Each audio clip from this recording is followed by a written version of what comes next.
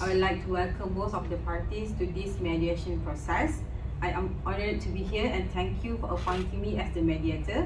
Today's session, it will be a very chill one, I hope, and both parties, you are welcome to introduce yourself. So we can start by the requesting parties and followed by the responding parties afterwards.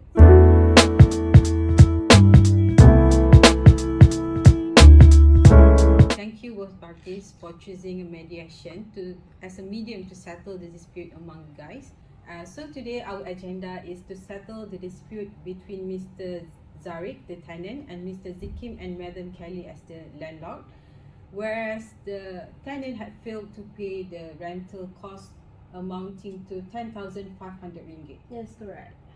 Before we begin, I have the duty to inform you guys that this mediation process is completely voluntary and you will not be forced to make any settlement that you are not comfortable.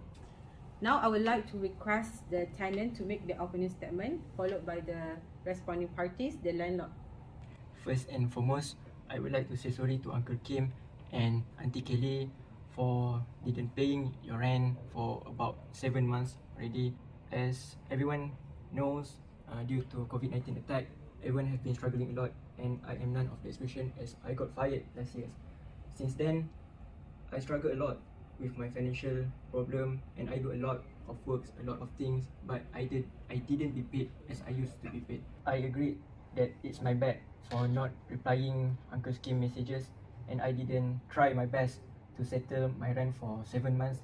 But by doing this mediation, I hope that I can still stay in your house. Good thing that you feel sorry. For the first time I saw you, I know you are a good boy. But I am very disappointed when 7 months you avoiding us, ignoring us, and you didn't even reply any messages from me. I know you face difficulties during COVID, but we also face the difficulties same like you.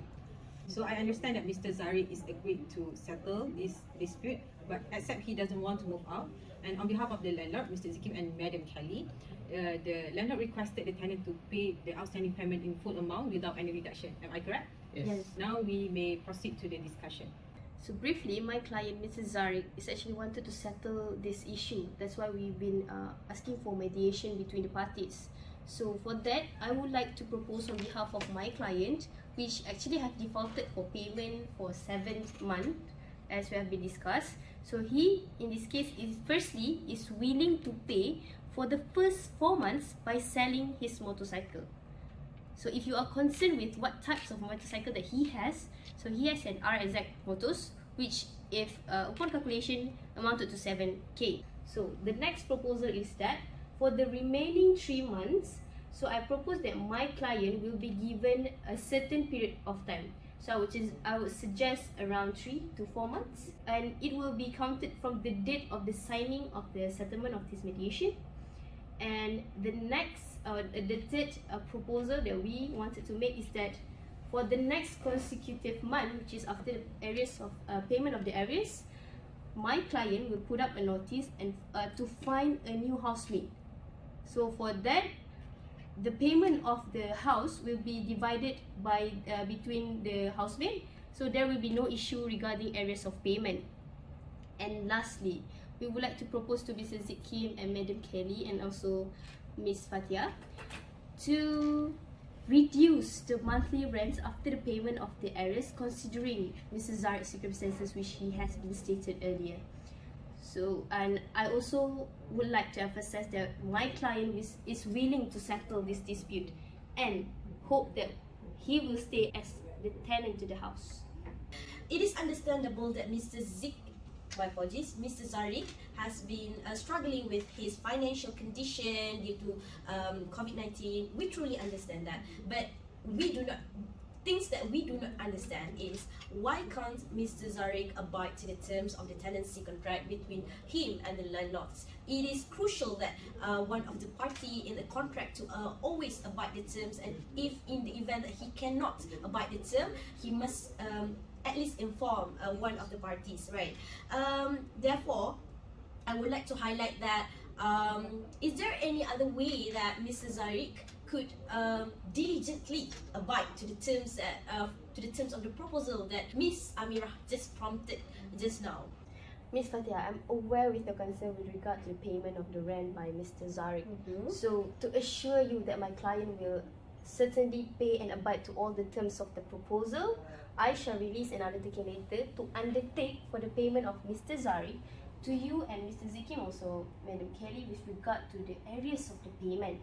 But I must ask first, did you agree that my client will settle the remaining areas of the rent within certain periods of time, which I already suggested around 3 to 4 months? About that period, I will discuss first with my clients, the landlords, and I'll confirm to you later. So 3 or 4 months now, how?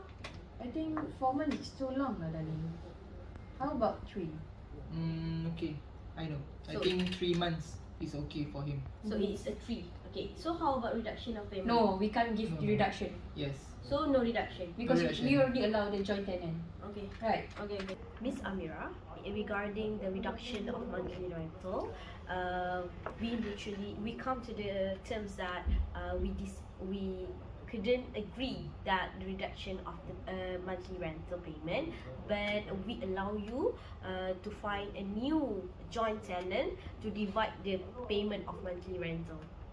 Now we have reached an agreement by both parties, and I would like to take this opportunity to lay down again what has been decided by both of the parties. So Mr. Zarik agreed to pay the arrears by selling his motorcycle, which cost 7,000 ringgit, and the remaining rent cost 3,500 ringgit will be settled in 3 months, starting when the settlement agreement has been signed. In the meantime, Mr. Zarik will find a new joint tenant. Alright? Based on what have been decided today, I will create an agreement. Both parties shall sign it and shall be binding upon you guys. And thank you for your time. It has been a wonderful session. I wish both parties well in future.